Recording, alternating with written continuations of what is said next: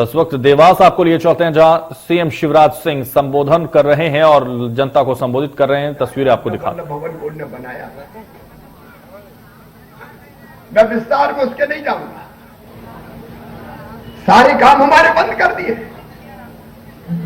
आज मैं कहना चाहता हूं, बागली उदयनगर क्षेत्र की इस पवित्र भूमि में मेरे बेटा बेटियों, हमने पढ़ने के लिए कॉलेज खोला है, लेकिन संबल योजना में हमने ये फैसला किया था कि चाहे मेरे आदिवासी बेटा बेटी हो, चाहे गैर आदिवासी बेटा हो, सामान्य वर्ग के हो, पिछड़े वर्ग के हो, एससी के भी हो, अगर वो पढ़ने में तेज है, गरीब है और उनका एडमिशन मेडिकल कॉलेज, चिन्हित इंजीनियरिंग कॉलेज, आईआईटी, आईआईएम कहीं भी होगा तो फीस बहुत ज्यादा होती है।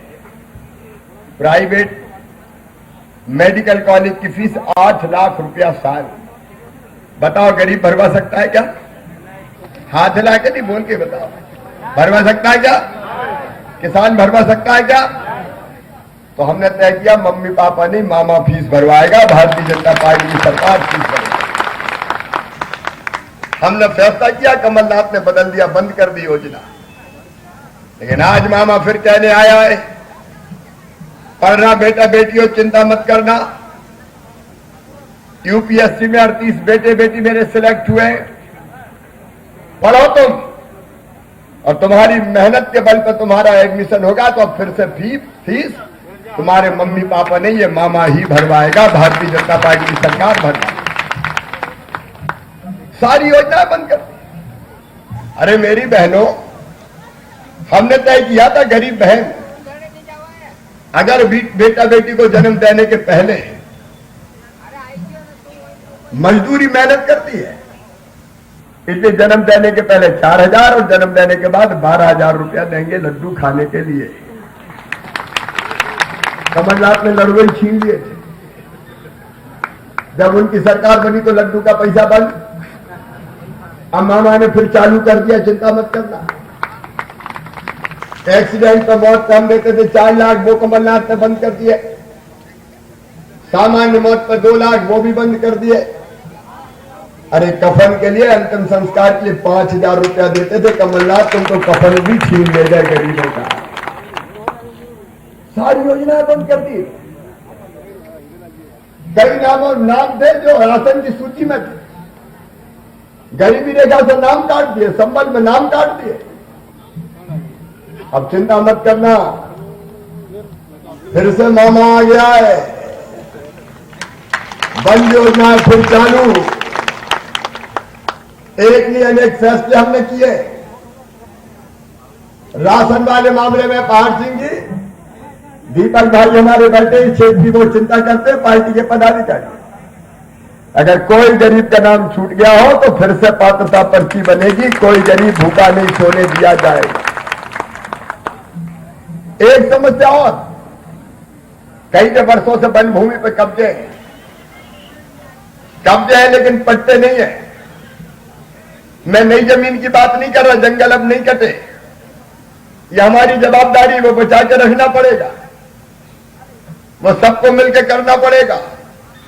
लेकिन जिनके 30-30, 40-40, 50-50 साल से वन भूमि पर कब्जे हैं, मैं फिर से परीक्षण करके उनको पट्टे दिलवाऊंगा।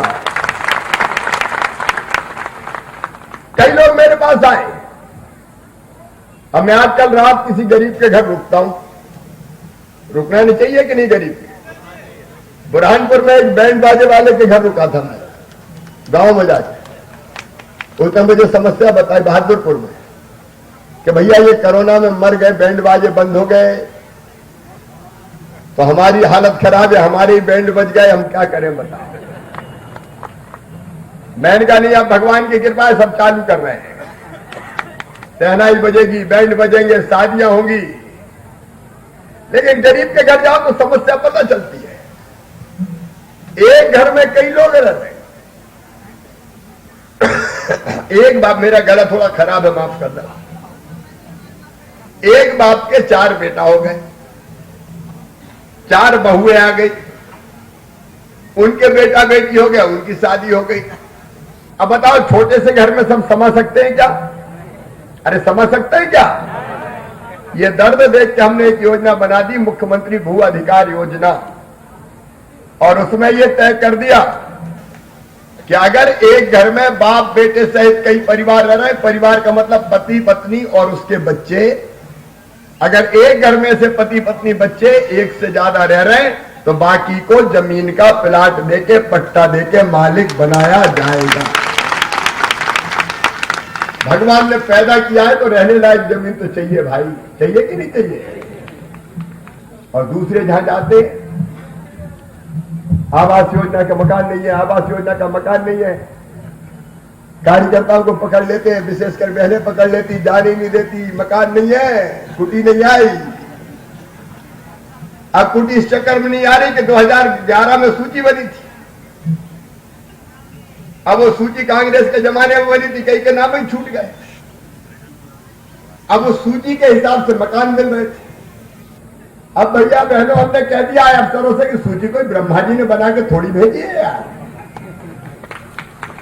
ये सूची के अलावा रह गई।